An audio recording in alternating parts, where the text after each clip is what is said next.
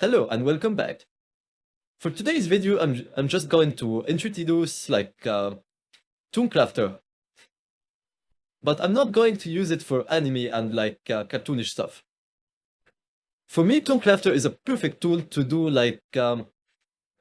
storyboard animations or just if you want to animate between two things, two frames or more, it's a perfect tool. The results are not production level yet, but it is amazing for just this ideation phase, especially if you're working in the 3D or animation space. Okay?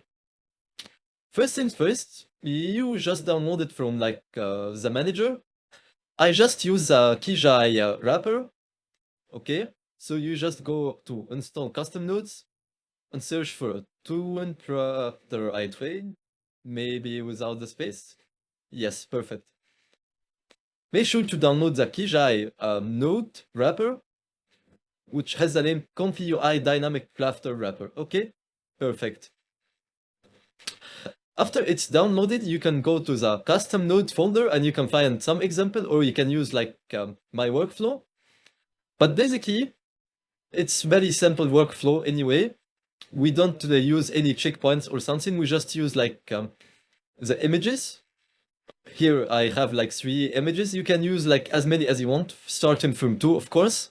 So basically, what it will just animate from this to this, okay, to this. This is in the case of my workflow, and you can see the result here, by the way. Here, which looks very cool, like this light chains and everything, and it looks good. Not production level, but it's viable. It's amazing for ideation. If you have an idea for an animation or something, so it's perfect. Okay, and then we just connect the images. The image just goes into a resize image node, and then that resize image node just resize it to 512, and then it goes into an image patch, and then that image patch goes to just it gets the image. It just gets the image width and height and the count of how many images we have. And this image just feeds directly into the ToonCrafter interpolation. Okay? For the ToonCrafter interpolation, if you check the model just goes, it has this node which download and loads the dynamic crafter model. So whenever you hit Q, it's going to download the ToonCrafter model.